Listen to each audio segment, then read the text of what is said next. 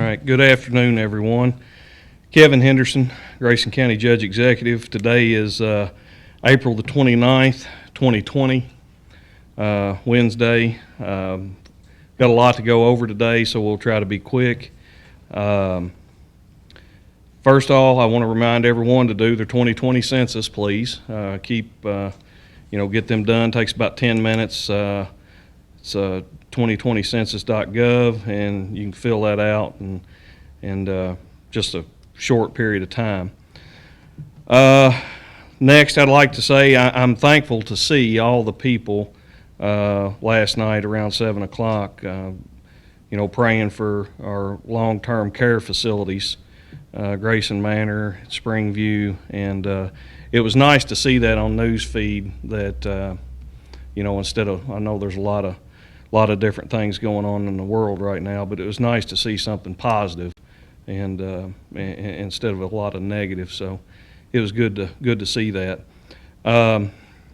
Also, I talked with Debbie Childress today over at the food pantry, and I think Sam, you've got their schedule up, I believe, for the month of May.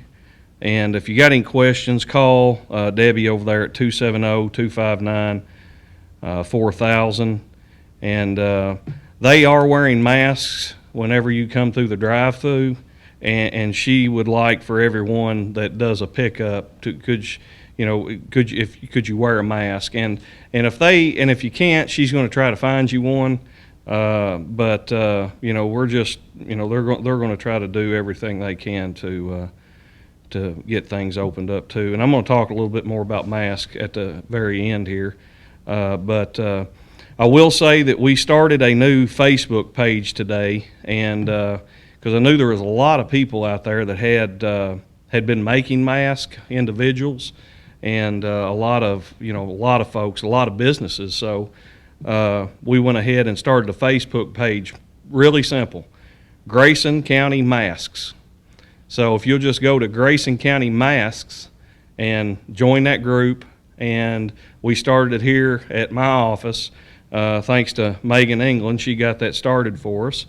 And just post your information on there, and that way, if someone's looking for a mask, they can scroll through there and see who's selling them and who has them, how much they are. Some of them people are donating them, so that would be good to. We just wanted to start that to make it a little bit easier and try to searching all over Facebook for masks. So Grayson County Masks, just really simple, and we post that to that page, and all your information where people can get in touch with you at. So that way everybody's got an opportunity to get on there. I've mentioned before in the past about unemployment issues. There's a new number up. I think it's 844-958-4627. 844-958-4627. I spoke with Representative Samara Heverin today, and they've been helping her, and Senator Meredith's been trying to help people get some of their unemployment issues lined out. I think it's been a pretty bad backlog, and from my understanding, I think they just got March done, I think is what she told me. It could be wrong, could have been April, or started on April today, but anyway, they're backlogged bad from my understanding. But they've been trying to help people too, so if you've got them in your contacts or something, reach out to Representative Heverin or Senator Meredith, and they'll try to help you. But there's also a number that you can call, is that 1-844-958-4627. So just reach out to them.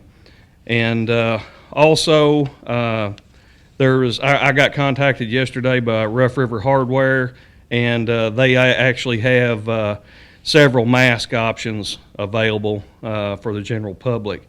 And they've got actually thousands on hand at the store. So, and Rough River Hardware, I believe, is actually over into Breckinridge County just a little bit. So you can reach out to them if you need anything.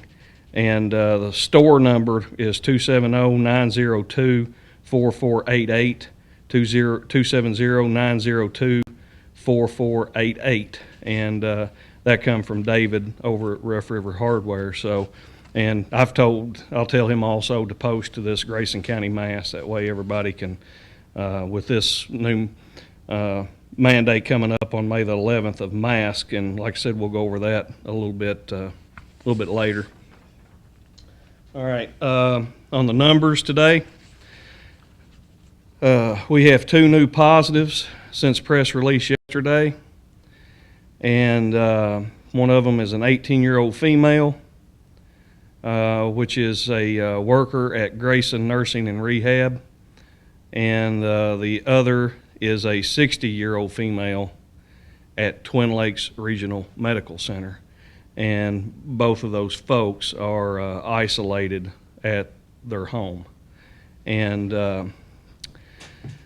new deaths, we've had one that was actually passed away yesterday, late yesterday afternoon after press release.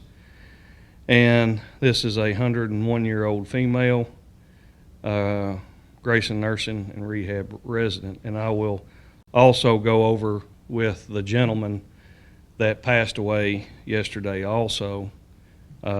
We got in contact with his family, Grayson Nursing and Rehab did, and we're going to honor him here shortly. And recovered, we have 17 that have recovered, which means that their symptoms has resolved. And 8 have been released from isolation out of these numbers. And like I said, folks, earlier on, don't get lost in a lot of these numbers because the only thing it'll do is drive you crazy. If you try to add this one and subtract that one and this one, that one, the health department's keeping up with these and doing a very good job at it. So some of these, I'll try to explain it to make it a little bit easier, but like I said, don't try to, keep up with them. Just worry about the totals and that type stuff if you're worried about the numbers. Like I said, 8 have been released from self-isolation. 8 of them has been. These numbers do not include the 3 deaths that we have. And more data is being collected on the nursing home residents at this time, but 11 residents have remained asymptomatic, which 11 out of the total that have tested positive at Grayson Nursing and Rehab have remained asymptomatic, so they're really not showing any kind of symptoms. Of course, folks, like I said, that could change in an hour, so just don't be surprised if that number changes tomorrow. So hospitalized patients, we have a 66-year-old male hospitalized in critical condition, a 56-year-old female hospitalized in stable condition, a 59-year-old female hospitalized and in stable condition. Today's numbers, as of 2:30 this afternoon, total test 453 performed here in Grayson County. Pending today, we have 45. Negative, we have 343. Positive, as of today, we have 65. 3 people hospitalized, 17 recovered, and 3 deaths. All those numbers, the 3, the 17, the 3, is included into the 65. And I think that's where some people was getting mixed up on some numbers. But that is all, everything is included in that total number. That's total positive. So we've had quite a few that has, been recovered from that. Grayson Nursing and Rehab has got 33 residents and that have been tested positive. Grayson Nursing and Rehab employees are now 14. Springview residents are 3. And I believe, I don't have it on here, but I believe now that brings the total to Twin Lakes Regional Medical Center employees to 3 also. Is that right, Sam? Do you know? Is that on there? Okay. And so there's 3 3 Twin Lakes Regional Medical Center employees. So that is the numbers. Like I said, 2 new ones today. Worker at Grayson Nursing and Rehab, 18-year-old female, and a 60-year-old female at Twin Lakes Regional Medical Center, an employee, 60-year-old female, and 1 death. And we'll go over, like I said before, folks, I don't want these folks to be remembered as a number, as I just don't. And so the gentleman that passed away yesterday, Grayson Nursing Rehab got in touch with his family, and I'd like to read a little something about him. Sam Mormon was 96 years old. He was from Falls Rough, Kentucky.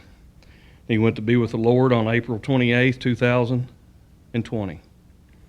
He was a farmer his entire life, a deacon of Black Lick Baptist Church for 76 years, and taught Sunday school. He was a World War II veteran of the United States Army and was a Mason with the Hardinsburg Lodge number 67. He also served on the board of Breckenridge Memorial Hospital and Southern States. He loved to hunt. He loved to hunt arrowheads, fish, and travel. He was also an avid reader. He left behind a wife of 68 years, Nell Mormon, a son, Buck Mormon, and his wife, Rhonda, 2 daughters, Joanne DeJarnett and her late husband, H.L., and Marilyn Miller and her husband, Max. 8 children, 19 great-grandchildren, and 8 great-great-grandchildren. He will be missed dearly as an amazing husband, dad, papa, brother, uncle, and a friend. He was just an all-around wonderful man, and he was the hero of that family. So, everyone, please remember that family in your thoughts and prayers.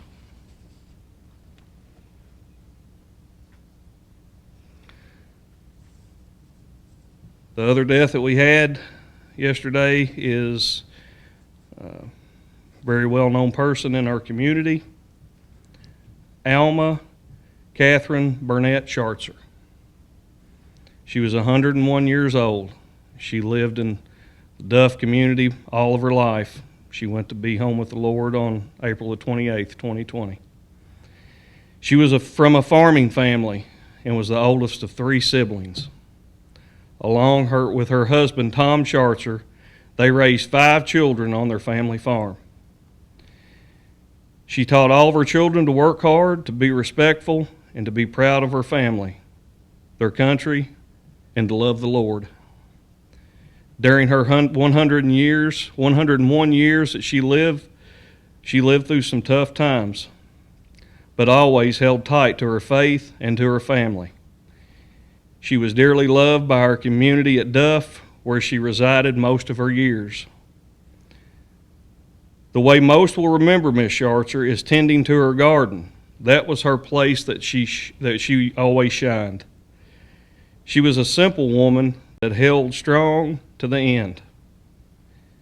She left behind 5 children, 11 grandchildren, 24 great-grandchildren, and 1 great-great-grandson. Some of the pictures we are posting are from this January as she celebrated her 101st birthday at Grayson Nursing and Rehab. Pictures of her visiting with her great-great-grandson, Jaden Edwards, this past summer, and photos of her doing what she loved the most, working in the garden. She believed and shared with her family that a person really preaches their own funeral by the way they live their life. No truer words can be spoken. She will be truly missed. Everyone, please remember that family in your thoughts and prayers. And with that, I'm going to turn it over to Josh Embry, Grayson County Health Department.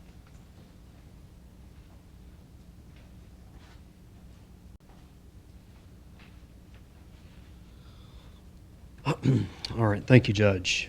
In behalf of, from myself and the Grayson County Health Department, we offer our condolences to the families who have lost loved ones. It's been a very trying day for us today at the Health Department. As you know, we are very, very busy tracing this virus, tracking it, notifying people who've been exposed, and working with the nursing homes that are experiencing a high level of positive cases at this time. And one of the tasks that has been delegated to us by the state government is the enforcement of the executive orders put out by the governor. I'm not going to get into politics of it, but I just will say that it's a job that we do not particularly enjoy at the health department. It was delegated to us to do during this very difficult time, and we actually released a statement on our Facebook today talking about how it's heartbreaking for us because we hear so many stories of people who are struggling financially because of this virus and businesses shutting down, people losing jobs, people waiting for unemployment. So it's very tough for us, to continue to do the jobs that we've always done at the health department, then also to track this virus, then also try to enforce executive orders on businesses. So I will say that, we've tried to do it as fair as possible. There's been some confusion on the state level and some cloudiness on how to enforce these executive measures. And the only conclusion I have been able to come up with is it's best to do it as fair as possible. When I took the job as health director, the judge and I were talking, and he told me if I always do the right thing, I have nothing to worry about. And I've held those words in my heart, and I can honestly say that at the health department, we continue to always try to do the right thing and the best thing for the community. So understand that we will continue to adhere to the social distancing guidelines that have been passed down to us to help protect the public health as well as save lives. But we also look forward to the day when things get back to normal. We don't enjoy doing any of this enforcement, and I can assure you that when the governor allows us to go back to business as usual, we will be one of the most happiest community members because it's just a job that we don't take very lightly, and it's burdensome to be the one to have to enforce this on businesses because it hurts so badly. So I just want to reiterate that we're trying to do exactly what the governor has asked us to do, and we will continue to try to be as fair as possible in delivering that. If something we mess up on or something that the community doesn't agree with, if the state can come out with clearer guidelines on things, we will adhere to those. But when guidelines are cloudy and it's hard to understand them, we're going to side with fairness always, because I feel like that's the best way to do things. So again, I just want to let the families know that have lost loved ones that they are in our prayers, and it's very important that we continue to lift up Grayson Nursing and Rehab, as well as Springview and Beehive in our prayers, and work together as a community to get through these very, very difficult times. Are there any questions? What is the proper way to care for a mask? Okay, I've put a link on the chat box. If you'll refer to that, it's from the Cleveland Clinic, which is a reputable organization. It'll give you some information, okay? Any more questions? Thank you so much.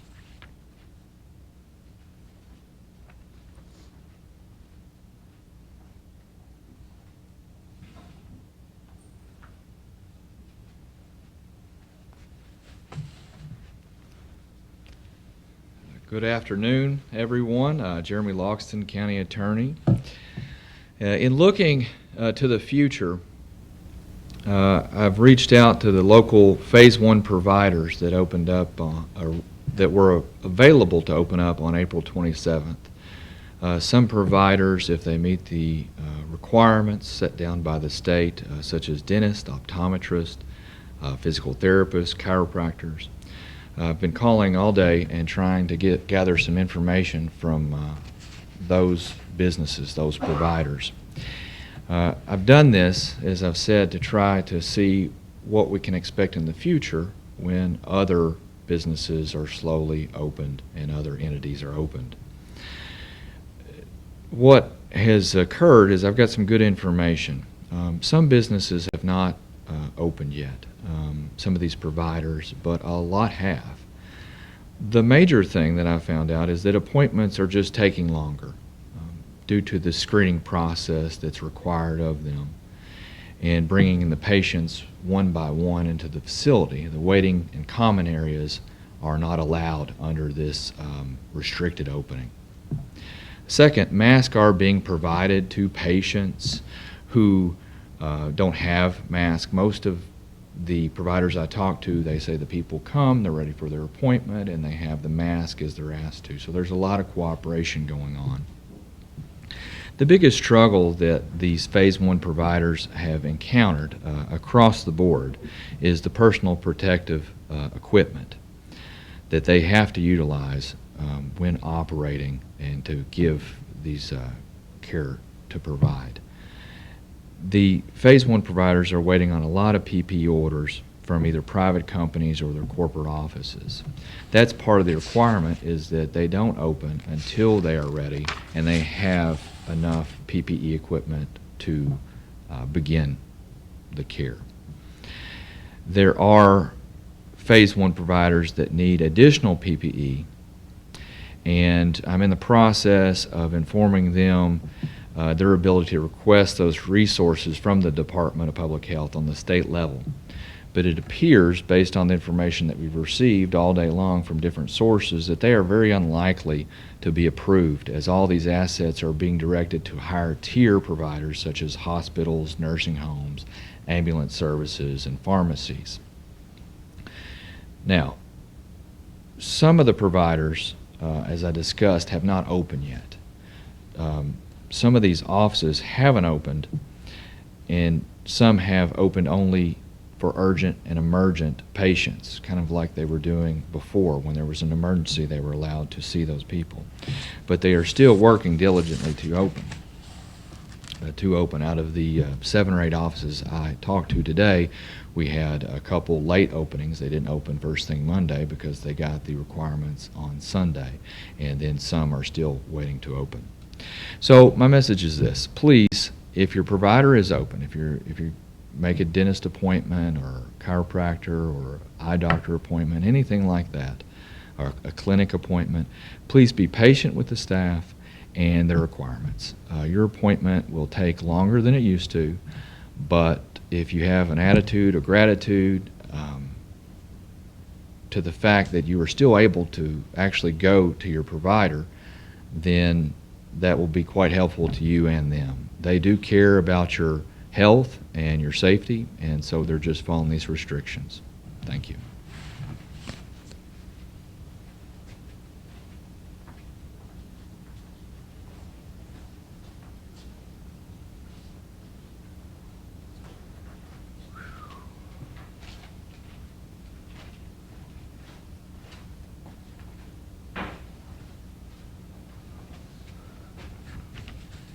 All right, folks, it's been quite a bit of information to take in. I'll just, we'll update you again tomorrow at 3:30. I'm sure we'll have some numbers change.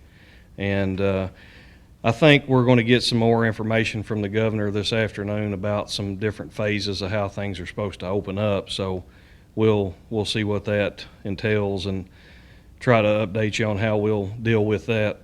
How that's going to affect, us here. And, but I will say I've seen a lot of folks talking about masks and not wanting to wear them, and some saying they would. And, this is just me. Do I want to wear one? Absolutely not. I don't want to wear a mask, but I can tell you, I've got one. I've got 2 or 3 of them, and I will wear them. And if it opens us up any quicker and we can be safe about it, And if it'll get us going on vacation any sooner, if it'll get us in restaurants any sooner, if it'll get things opened up any quicker, I'll gladly wear it all the time whenever I'm out in a public place, in a public setting. So, folks, the only thing, you know, when we say we're all in this together, we are. We're going to have to work together to do this. And, you know, with these masks, the only thing that's going to become of it, if you want to defy not wearing it, is you're going to burden down law enforcement with people calling. Because, I mean, these businesses are going to have to try to police themselves, because there's not enough police to police people not wearing masks. So these businesses are going to have to try to, you know, to do it and make a decision on whether they let people in or not without a mask. And like I said, I'm going to do it. I just want things to open back up. I want things to get moving again. But I definitely want them to be, we need to be safe about it. So that's all I ask. And but been a pretty somber day with our two folks that passed away yesterday. So everyone, please remember those families in your thoughts and prayers. Like you know, the courthouse is still lit up in green. Notice Grayson Manor's got some green lights on their sign over there as well. But folks, just please keep remembering those facilities, the hospital, everyone that you can. But I want to personally thank the Grayson County Health Department. When I became judge, I also became chairman of the Board of Health down there, and those folks down there do a phenomenal job. You don't know what they do behind the scenes, but once this all settles down, I'll definitely let you know what they do. And they've done a phenomenal job, all of them down there. Josh, I don't want to start mentioning names because I don't want to forget anybody, but they have done a phenomenal job, and I want to thank them for keeping up with all this data that they have to keep up with, and not getting any sleep at night and everything else. But you know, our healthcare workers are going through that as well. So let's just keep them in our thoughts and prayers. Try to stay positive. We don't want to be negative at a time like this. There's always time for that. There's always time for debate. It's just not now. We just need to get through this as quick as we can. And if me wearing this is going to get us through it a little bit quicker, I'm willing to help. So. Everyone, remember, have a great rest of your evening. Stay Grayson County strong, and God bless each and every one of you.